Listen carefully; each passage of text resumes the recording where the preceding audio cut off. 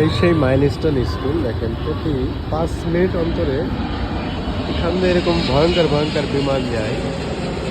আর এই ভবনটিতেই বিমান দুর্ঘটনা ঘটে। দেখতে পাচ্ছেন মাইলস্টোনের যে ভবনে দুর্ঘটনা ঘটে সেটি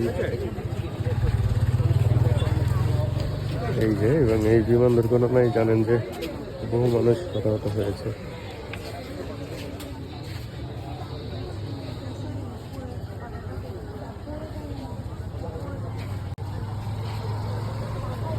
এটি আসলে এই মাইলস্টোন স্কুল যেখানে, এর পাশেই হচ্ছে যে ঢাকা আন্তর্জাতিক বিমানবন্দর। আর বিমানবন্দরের মেন রুটটাই হচ্ছে যে মাইলস্টোনের এই স্কুল অ্যান্ড কলেজের উপর দিয়ে।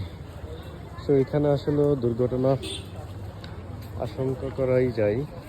এই স্কুলটা এমন একটা স্থানে রয়েছে যে এখানে বিমান প্রতি 5 মিনিট অন্তর অন্তরে এখান থেকে যাওয়া আসা করে, চলাচল করে।